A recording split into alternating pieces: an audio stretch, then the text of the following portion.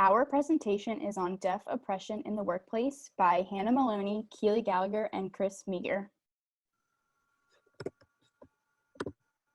Our project purpose, the first, we wanted to gather information, so we used previous knowledge that we had from our Deaf Perspectives class, and then we asked them about the field of work that they were in so that we could get a better understanding of what their background knowledge was.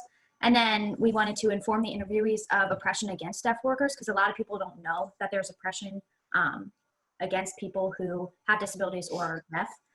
We also wanted to educate the public sector about ADA laws, including the Title I law, and also just give them some statistical information so that they kind of understand the amount of oppression that there is. And then lastly, we wanted to inspire interviewees on how to fight against oppression and just give them more information on it. Next is the team members and their responsibilities. My responsibility was to interview and to give background information. Hannah's responsibility was to give background information and to create the PowerPoint. And Chris's responsibilities were to interview and to edit the videos. So some background information. Oh, I just gotta move this so you can see. All right, so some background information. First, we're going to start with the ADA law, which is Americans with Disabilities Act, and it was signed by George H.W. Bush in 1990. So what it is it basically is an act or a law that prevents an employer from any discrimination against someone who has a disability. So it's really for people with disabilities, and it protects against an employer from firing any person with impairments or being discriminatory against them. So Title I is what we're going to focus on mostly.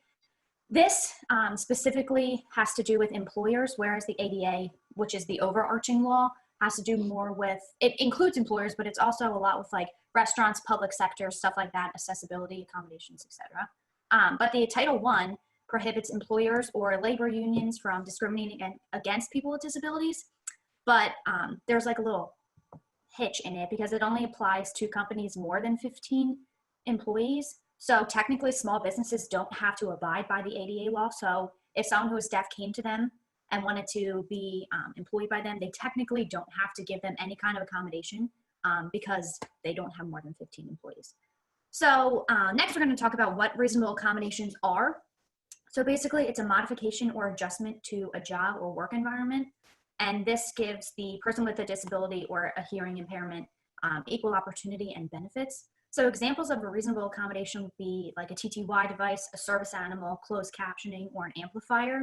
And I was reading an article about a woman who's deaf who works in a corporate office, and she was talking about how the layout of the office has an adverse effect on her hearing. So she went to her employer and actually got the layout of the office moved from an open concept to more of like a closed off cubicle kind of thing, because she was having trouble with background noise in the open concept because she couldn't hear her amplifier or because of all the background noise from keyboards and stuff like that. So I thought that was an interesting thing. And then at the bottom, you can see our reference where we got it from, the National Association of the Deaf. And then here's some more background information. 1 in 4 deaf individuals have quit their job because of discrimination. 22% of Americans are exposed to hazardous noise in the workplace. Individuals with unaided hearing loss are paid an average of $20,000 less than those who used hearing aids or cochlear implants. And then the Equal Employment Opportunity Commission is responsible for investigating charges of workplace discrimination by business, for-profit, nonprofit with 15 or more employees, and state and local agencies, government agencies. If you believe that your employer has discriminated against you on the basis of your disability, you can file a complaint with the EEOC. And then that information was came from the Hearing Loss Association. Okay, next are the questions. We as a group came up with these questions. We all like walked with each other to figure out what would be the best way to talk about, get a point across to the people we were interviewing and seeing how they would react and how they would interpret the questions. So one of our questions was, if you were an employer, would you hire a deaf individual? We did this because as a main point is to see how the oppression in the workplace is taking place. We want to see how an individual that may or may not know much about deaf culture would handle that situation. We also said why we're not. We also said why would you or why would you not hire someone? We did this as a way to like see if they did feel that they could, deaf individual would be reliable in the workforce. We wanted to understand why or why not they were like hesitant or why they would be open-minded. We also asked about the unemployment status for these people and why, with the percentages and why they were so low. Once again, the reason was because we wanted to be able to see if people understood that since the unemployment rate was a lot higher, we wanted to know if it was a lot, if they could grasp that it was a lot higher for this community than a lot of other communities, because like currently like the unemployment rate for like hearing people is a lot lower than the deaf statistics. So we thought that was an interesting topic, and we also wanted to see if people were familiar with the ADA and other laws about hiring deaf people, because we felt like this is something many people don't really understand completely, and they only have a basic understanding, and we wanted to see if people had a higher understanding than they already do. And what else? And now that they had information on the ADA laws, how would they accommodate deaf people in order to work with them in the future? And if they were to be working with these individuals, would they follow the laws correctly, or would they try to like somehow some businesses do it like try to cheat the system by not giving these people the opportunity in a legal and yeah. All right, so now we're gonna watch these videos. Let's hope they work. Can you guys see this? Mm-hmm. Make sure the closed captioning is on. Hello, I'm Keely Gallagher, and I'm Holly Gallagher. I'm going to give you permission to record this? Yes. Okay. And my first question for you is, what is your perspective on deaf individuals? They're no different than any other individuals here. Okay. And what do you think the unemployment statistics for deaf individuals are? Okay. Probably moderate. And why do you think that? I think fear on the part of employers. Okay. And if you were an employer, would you hire a deaf individual? Absolutely. And why would you hire them? I would go based on their intellect and the position. If they were qualified, I would never allow that disability to affect. Okay. And do you know any laws protecting deaf individuals from workplace discrimination? Oh, yeah, there's the American Disability Act, Equal Employment Opportunity. So there are some laws. Okay. Well, thank you for your time. Thank you. All right, now we'll go to the next one. Hold on, sorry.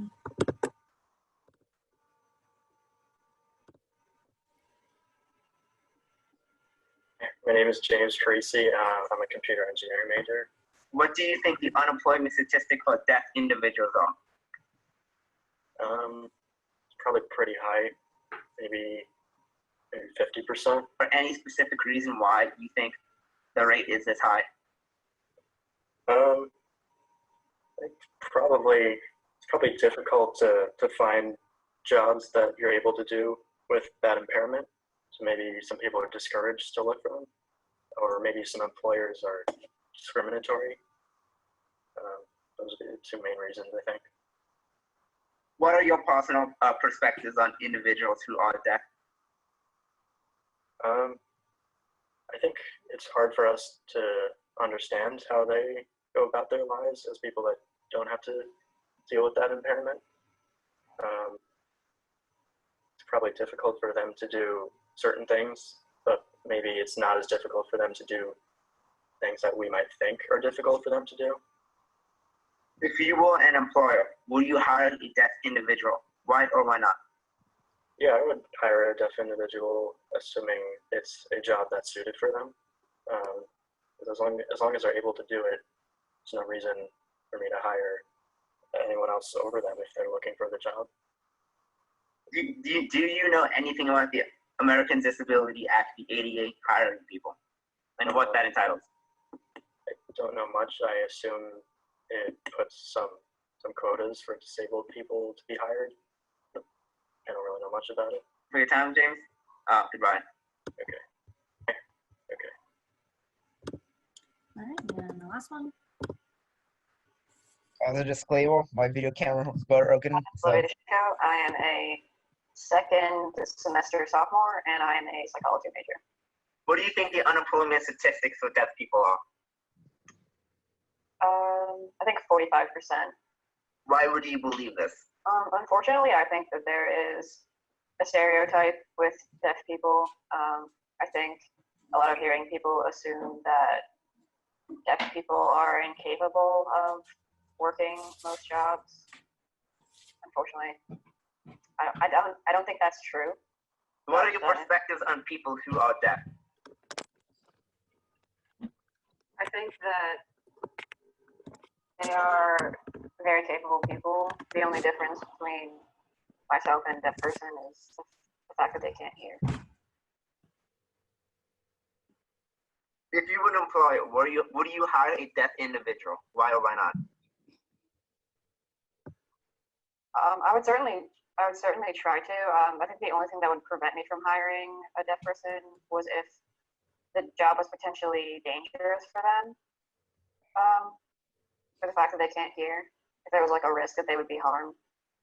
But other than that, I would try to. I'd be willing to get like an interpreter for them because I think that they're valuable people. I think the work that they do is just as good as anyone else's. Do you know anything about the ADA, the Americans Disability Act, and their policy on hiring people? Yes. And what do you know? I think it's the act that it forces, not force, but it allows it so that people who have disabilities are still allowed to work, still allowed to get jobs. There shouldn't be anything that prevents them from getting a certain job. Well, thank you for your time. I appreciate you coming out here today on Zoom. So, thank you. You're welcome. All right. There we go. We went back. All right. Okay, so in conclusion, what we found from doing this assignment that it went a lot better than expected because especially now since Corona happened and everything's online, Zoom was a pretty decent resource that we used to our advantage during the interviews, at least for me.